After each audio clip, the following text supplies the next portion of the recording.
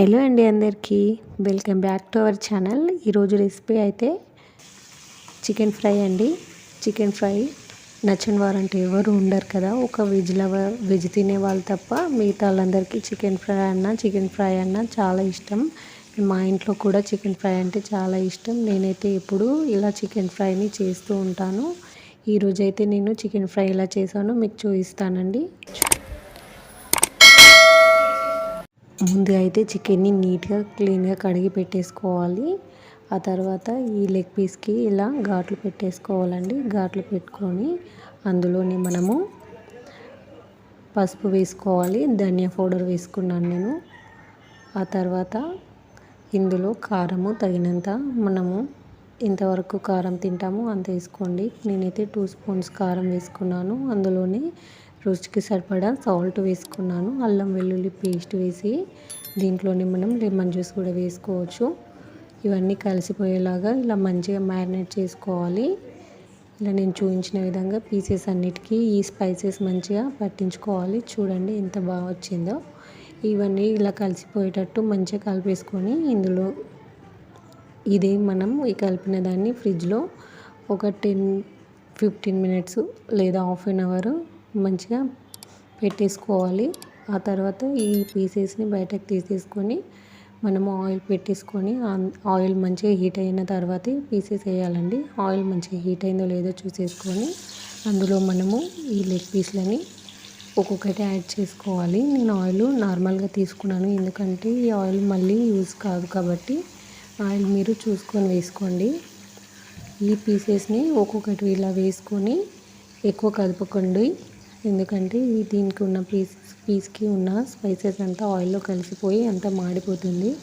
So నేను చూపించిన విధంగా మెల్లిగా టర్న్ చేసుకోండి. ఇదంతా మనము స్టార్టింగ్లో కొంచెం హై ఫ్లేమ్లో కుక్ చేసుకోవాలి. ఆ తర్వాత మీడియం టు లో ఫ్లేమ్లో పెట్టుకోవాలి. లో ఫ్లేమ్లో పెట్టుకొని మనం ఎంత ఎక్కువ ఫ్రై చేస్తే ఇది పీసెస్ అంత క్రిస్పీగా వస్తాయండి. ఎక్కువ ఫ్లేమ్ పెట్టేసుకొని కుక్ చేస్తే మాడిపోవడం తప్ప టేస్ట్ అంతా మంచిగా రావు. సో చూడండి ఎంత బాగా వచ్చాయో. నేను లో ఫ్లేమ్లో పెట్టేసుకున్నాను.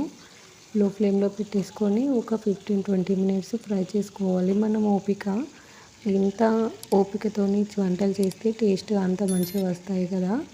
సో మనకు క్రిస్పీనెస్ ఎంత కావాలనుకుంటే అంత ఎక్కువ డీప్ ఫ్రై చేసుకోండి, అది కూడా లో ఫ్లేమ్లోనే. ఇలా నేను చూపించిన విధంగా అయితే మీరు ఫ్రై చేసుకోండి. మొత్తం అంతా కుక్ అవ్వాలి. ఇంకొక 5 మినిట్స్ ఫ్రై చేసుకొని తీసేయడమే ఇది. ఈ ప్రాసెస్ అయితే ఈజీ, కానీ ఫ్రై చేయడంలోనే ఎక్కువ టైం పడుతుంది.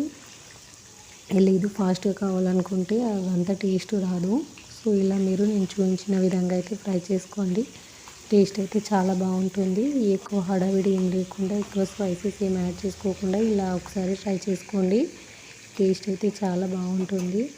పిల్లలైనా పెద్దవాళ్ళైనా ఇష్టంగా తింటారు. మనం వందలు పెట్టి హోటల్లో తినే కంటే ఇలా మనం ఇంట్లో చేసుకోవచ్చు. ఆప్షన్ లేనప్పుడు అయితే తినచ్చు, కానీ ఎక్కువ రెగ్యులర్గా హోటల్లో తినే కంటే మనం ఇంట్లోనే ఇలా చేసుకోండి. హైజీనిక్గా ఉంటుంది, టేస్ట్ కూడా బాగుంటుంది. ఆయిల్ కూడా మంచి, హెల్త్ కూడా మంచిది. వాళ్ళు ఎక్కువ యూజ్ చేసిన ఆయిల్ ఎక్కువ యూజ్ చేస్తారు కాబట్టి ఇలా ఇంట్లోనే చేసుకోండి. ఇలాంటి ఆప్షన్ లేనప్పుడు అంటే అది వేరే సంగతి. ఓకేనా, చూశారు కదా ఫ్రై అంతా అయిపోయిన తర్వాత ఎలా వచ్చాయో. చాలా అంటే చాలా టేస్ట్గా ఉంటుంది, ఇంకా క్రిస్పీగా ఉంటుంది. మనం ఫ్రై చేసిన బట్టి అండి, ఇది మాత్రం గుర్తుంచుకోండి. ఇంకా తర్వాత మళ్ళీ మిగిలినవి ఉన్నాయి కదా, అవన్నీ కూడా వేసేసి సేమ్ అదే ప్రాసెస్లో ఫ్రై చేసుకున్నాను. మీలో ఎంతమందికి చికెన్ అంటే ఇష్టమో కింద కామెంట్లో చెప్పండి. ఈ వీడియోనైతే పూర్తిగా చూడండి. ఈ వీడియో కనుక మీకు నచ్చినట్టయితే ఒక లైక్ చేయండి. మీ ఒక లైక్ వల్ల నా వీడియో ఇంకా ముందుకు వెళ్తుంది. ఇలాంటి రెసిపీస్ ఇంకా వ్లాగ్స్ నా ఛానల్లో వస్తాయండి. నా వీడియోస్ కనుక మీకు నచ్చినట్టయితే, ఈ రెసిపీ నచ్చినట్టయితే తప్పకుండా సబ్స్క్రైబ్ చేసుకోండి. పక్కనున్న బెల్ ఐకాన్ క్లిక్ చేస్తే నా నోటిఫికేషన్ ముందుగా ఏది పెట్టినా మీ వరకు వస్తుందండి. చూసారు కదా ఎంత పర్ఫెక్ట్గా వచ్చాయో. ఇలా చేసుకొని మీ ఇంట్లో అందరికీ సర్వ్ చేయండి, చాలా తింటారు. చికెన్ అనేది ఇష్టం లేని వాళ్ళు ఉండరు కదా. ఎప్పుడు రొటీన్గా కాకుండా ఈ విధంగా ట్రై చేయండి. ఓకేనా.